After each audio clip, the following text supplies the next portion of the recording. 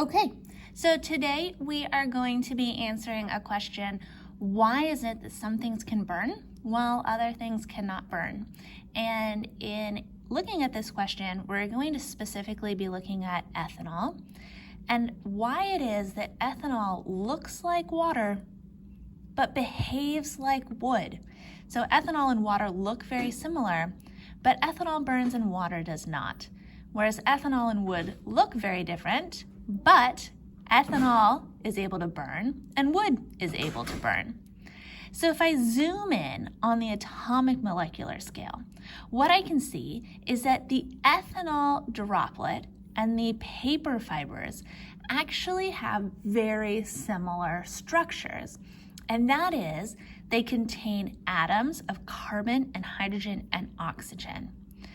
And the water droplet, while it contains oxygen and hydrogen, it's missing that key ingredient. It's missing that carbon. So if we look here at an atomic molecular scale, we've got a molecule of water and a molecule of ethanol and a molecule of cellulose. And what you'll notice here is that the ethanol and the cellulose, not only do they have carbon, hydrogen, and oxygen, but they have carbon to carbon bonds and carbon to hydrogen bonds. And because water doesn't have carbon, it can't have either. It can't have carbon to carbon bonds and it can't have carbon to hydrogen bonds. Now, if we look at the next slide here, matter and energy, you have this in your notes. And what's important about this is that molecules have both atoms and bonds. And the atoms of the molecule are going to tell you about the matter. It's going to tell you what elements it's made of. It's going to tell you what mass it has. But the bonds of that molecule, the bonds are going to tell you about the energy that it has. And if it has those carbon to carbon or carbon to hydrogen bonds, then we know that it has those high energy bonds. So if we look at some molecules that burn, you'll notice that all of them that burn have carbon to carbon or carbon to hydrogen bonds. Whereas those materials that don't burn, they don't have those carbon to carbon or carbon to hydrogen bonds. Is it possible that they have carbon in them? Sure, carbon dioxide has carbon in it. Because it doesn't have two atoms of carbon, it can't have a carbon to carbon bond. And because there's no hydrogen in carbon dioxide, it cannot have carbon to hydrogen bonds. All right, so let's take a look at the difference between things that are organic and inorganic. And I am going to add this to my notes. So I have my notes that I've given you taped in as a flap on page 15. And I'm going to do some extra writing stuff on page 14.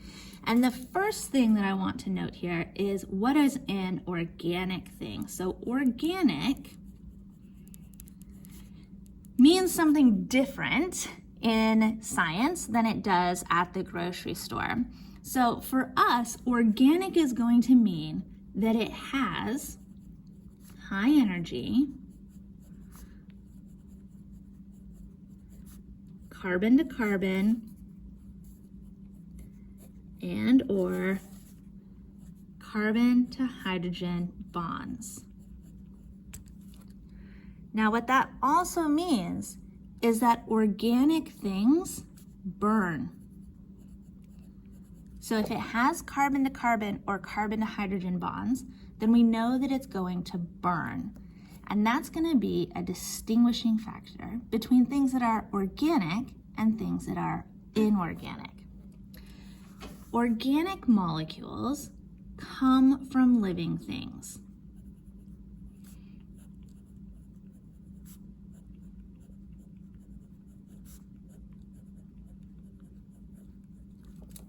So here we're talking about things like plants, animals, fungus, and even dead things. So if it was a plant, like the leaf from a tree that has fallen to the ground, it might be dead, but it still comes from that living thing, so it's going to be organic. They also could be classified as foods. Now, this is because all of our foods come from plants, animals, fungus. Hopefully they're dead when we eat them. But if it's like a salad, it might have a lot of plants in it. If it's bread, it's made from wheat. Wheat comes from plants. It also might contain some yeast in order to make that bread rise, but they all come from living things. So food comes from living things. We're also going to include fuels. So fuels are things like gasoline, coal, natural gas. These are fossil fuels, and the reason that they're called fossil fuels is because they're made of the fossils of plants and animals. So under high heat and pressure, those fossils of plants and animals get compressed and they become fossil fuels. And then this one might surprise you, but plastics are also going to be included in our organic things. And that's because plastics actually made from fuels, specifically petroleum. So plastics are also going to be organic. So when I'm thinking about things that are organic and I'm trying to classify them, I'm going to think about whether or not it burns. If it burns, it's organic. I'm going to think about whether or not it comes from living things. If it comes from a living thing, if it's part of that living thing's body, it's organic. I could think, is it a fuel? Is it a plastic? And if I'm only given the chemical formula, I'm going to think, does it have carbon to carbon and or carbon to hydrogen bonds? All right, for this next part, I'm going to give you some cards, and you are going to decide by thinking about it if it is organic or if it is inorganic. So remember, we're going to use these ideas to decide if it's organic or inorganic. So call it out in your brain. Fats are organic. You might have even noticed that if you put your stove up too high while you're cooking some oil, that it will start to burn. Water is inorganic. You can't light it on fire. Sand, also inorganic. In fact, you can use sand to put out a fire if you're at the beach and you have a bonfire. Toss some sand on it and the fire will go out. Sand does not contain carbon. Butane lights on fire. You can see it's actually on fire in this picture, so that's organic. Gasoline, also going to be organic. We know that we can light that on fire. Limestone. Now, limestone contains carbon, but those are carbon to oxygen bonds because carbon is black and oxygen is red. So because it doesn't have carbon to carbon or carbon to hydrogen bonds, it is inorganic. Ethanol is organic, it lights on fire. Cellulose is organic, it lights on fire. Also, you can very clearly see those carbon to hydrogen and carbon to carbon bonds. Sugar, that's going to be organic. In fact, if you burn sugar just a little bit, you get caramel. Caramel's great. If you burn it too much, you get burnt caramel, not so great. Table salts, no carbon to carbon bonds, no carbon to hydrogen bonds, that's going to be inorganic. Propane, organic, carbon to carbon and carbon to hydrogen bonds. And lastly, we have air. Air is inorganic. So even though oxygen is required for burning to occur, the energy that is released in burning does not come from the oxygen to oxygen bonds. It comes from those high energy carbon to carbon and carbon to hydrogen bonds. All right, let's take a look at the next thing here, which is different types of bond. So one type of bond that we've talked about before is ionic, and ionic bonds occur when electrons are stolen. Another type of bond is a covalent bond, and covalent bonds occur when electrons are shared. So let's take a zoom in look at some ionic bonds, and we're going to practice drawing some Lewis diagrams. So, still on page 14, my ionic bonds that I'm going to draw the Lewis diagrams for are the ones from our notes here. So I've got some KCl, MgO, and NaF. So let's start with the Lewis diagram for KCl.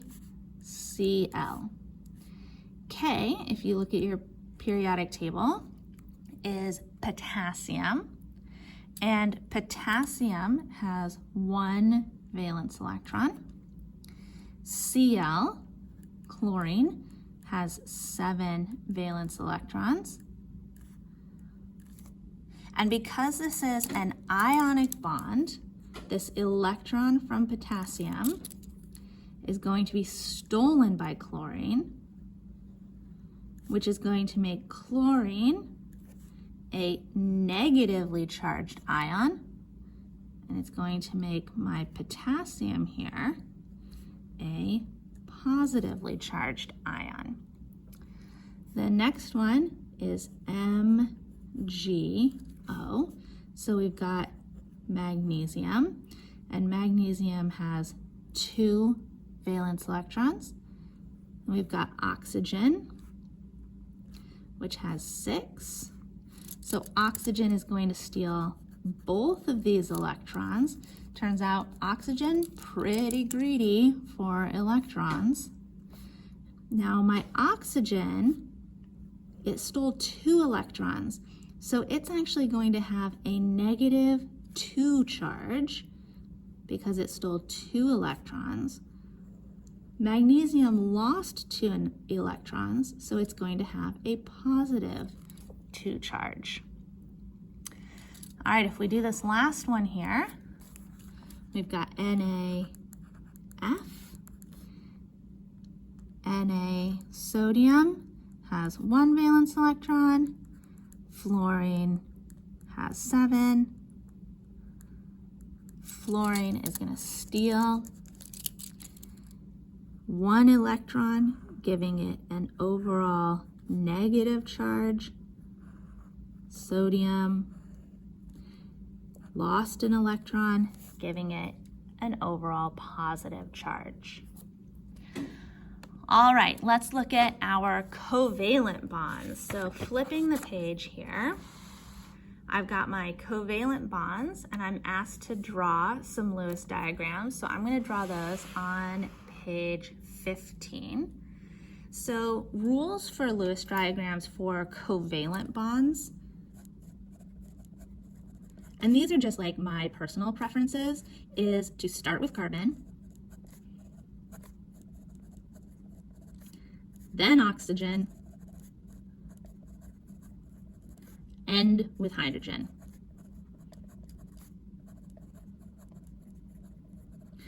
And a lot of the things that we're going to use have carbon, oxygen, and hydrogen, so we're going to use those. So one of them here is C2H4. So C2H4. Using my rules, I'm going to start with carbon. There are 2 carbons bonded together. Carbon has 4 valence electrons, but I've already drawn one of those as a bond. Now I've got 4 hydrogens to stick on here. So let's just start sticking them around. I'm going to stick one there. I'm going to stick one there. Let's stick one here. Let's stick one there. And what this leaves me is 2 electrons, 1 from this carbon and 1 from this carbon. And I know that with covalent bonds, those electrons are shared, so I'm going to make this into a double bond. Let's look at the next one. We've got PCl3. Now for this one, we don't actually have any carbon or oxygen or hydrogen. So I'm just going to start with what I've got the least of here. So P is my starting, and I'm going to try to draw it over here. All right, so let's see here. P. Now, if I turn to my periodic table, what I will find is that P has 5 valence electrons. So 1, 2, 3, 4, 5. Chlorine, as we've used it quite a few times now, we know has 7. So I'm going to put 1 bond there. Cl, I'm going to put a bond, 1, 2, 3, 4, 5, 6. That's the shared one, 7. And another Cl, 1, 2, 3, 4, 5, 6, 7. So PCl3 is going to look like this. And the last one that I'm drawing on here for practice is NH3. Again, we don't have oxygen or carbon, so we're going to start with nitrogen because we only have one of it, and hydrogen, we have our rule of ending with hydrogen, so I'm going to end with that one. Now, nitrogen has 5 valence electrons, and I've got 3 hydrogens, so I'm going to start sticking them on here. And those are shared electrons. So in covalent bonds, we've got shared electrons. Now, the thing about covalent bonds is sometimes the electrons are shared equally, and sometimes one electron will have a stronger pull on the electrons than the other atom. And so the way that this works is there's something called electronegativity. And I'm going to just write this up here. So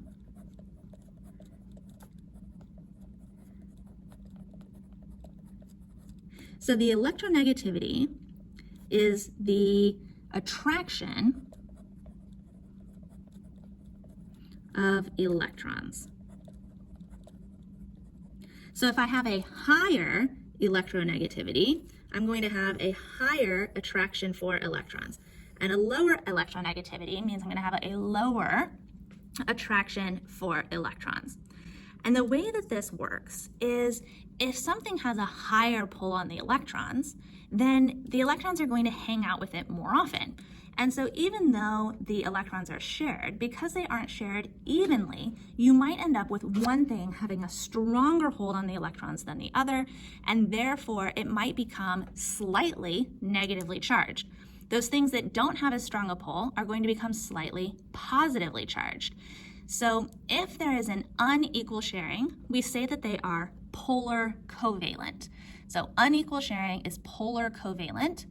A simple covalent bond is either called nonpolar covalent, or we could just say a covalent bond. And that's when they have the same pull, so the sharing is equal.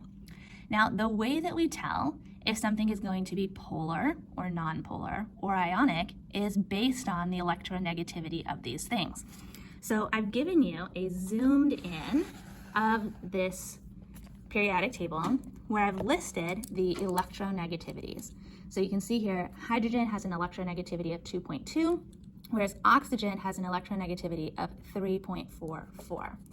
So looking at this, what I can do is find the difference between the attraction of these things. So a difference between the electronegativity. In something like chlorine, where you've got a chlorine and a chlorine, they both have the same electronegativity, so there's 0 difference between their attraction for the electrons. So that is going to be nonpolar or simply a covalent bond. However, let's take a look at this HCl. In HCl, H has a 2.2 electronegativity, Cl has a 3.16 electronegativity. The difference between those is negative 0.96. Because that difference is between 0.4 and 2, we're going to say that that is a polar covalent bond. On the other hand, we can look at an ionic bond, and remember that ionic bonds are when electrons are stolen. So this occurs when one of the things has such a strong electronegativity that rather than sharing and just doing an unequal sharing, the ionic bond forms when that thing is so attractive to the electrons that it actually just completely steals them. So that's going to happen when we have this electronegativity difference of between 2 and 4.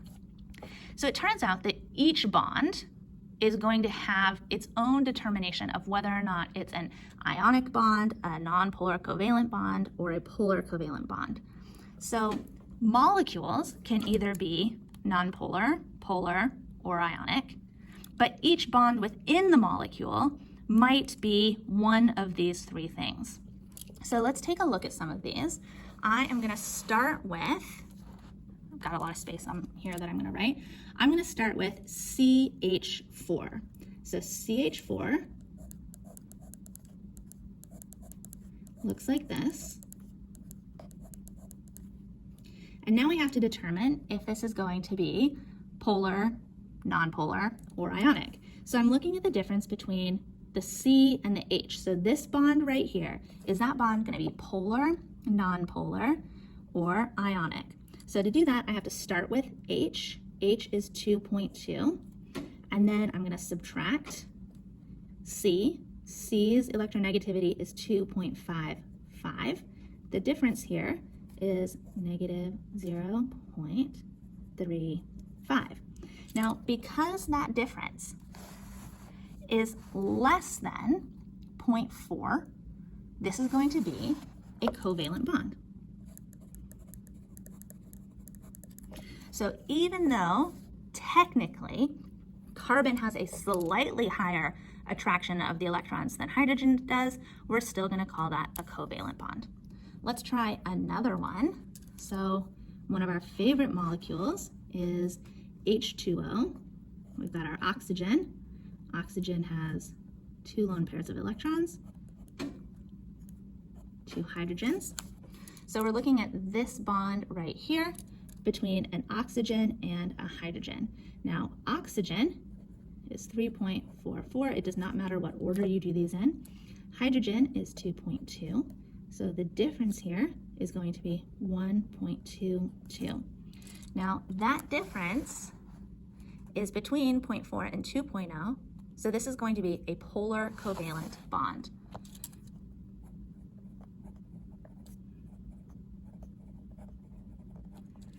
And that means that water is polar. So because this oxygen has a stronger pull on the electrons, and also because it has these 2 lone pairs of electrons here, this whole side of the molecule is going to have a negative charge, and the hydrogens are going to have a slight positive charge.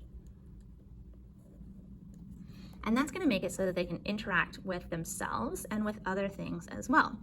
So let's take a look at a couple more. So I want you to figure out the following. So let's look at, on your own, and you might want to draw these out on some scratch paper, CO2, CH2O. Now for this one, there's a couple bonds to look at. You're going to look at the CH bond, which we've already looked at, and then you're going to need to look at a CO bond, which we haven't looked at yet. All right, next let's look at NH3. So you're going to need to do the calculation for that. Li2S, KCl, and NaOH.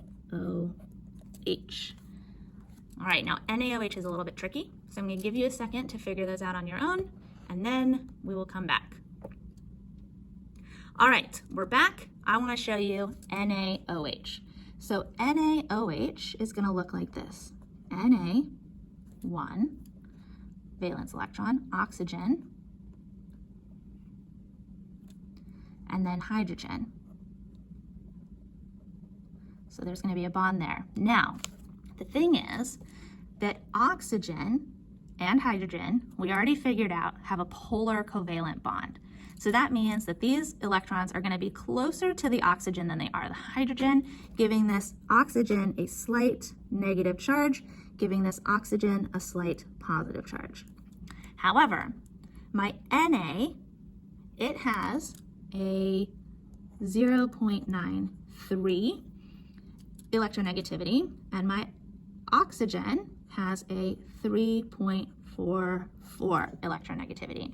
Now, without even doing the math, I can tell you that that is going to be over 2. The difference between this is going to be more than 2, which means that this is an ionic bond. And what that means is that the oxygen is actually going to completely steal this electron, making this oxygen have an even stronger negative charge, and this sodium is going to be attracted to that oxygen because it's going to have a positive charge. So in this molecule, we actually have an ionic bond and a polar covalent bond. Okay, last thing here. You might have learned that ionic bonds form between the things in this left-hand side, so the things that are in green, and the things on the right-hand side, like the things that are red and orange. And that is true. Ionic bonds do form between those things. But the reason that those ionic bonds form between those things is because of their electronegativity. So because you've got the biggest difference in electronegativity between the things that are green and the things that are red, those are going to be more likely to form ionic bonds. I also want you to notice oxygen in particular. Oxygen, super greedy for electrons. It's really electronegative. So an oxygen bonded to an oxygen is going to form a nonpolar covalent bond because both of those oxygens are going to have the same, even though it's really high, they're going to have the same attraction to the electrons. They're going to be pulling equally hard, and so they're going to have a shared covalent bond that's nonpolar. But oxygen and pretty much anything else is probably going to form a polar covalent bond. And that's just because oxygen is so much more electronegative than a lot of the other things on the periodic table that the likelihood of it forming an equal sharing is actually pretty low. It's so electronegative, it has such a strong attraction to the electrons that it's either going to be forming polar covalent or ionic bonds. Just remember that oxygen in particular, super electronegative, probably going to be forming polar covalent bonds.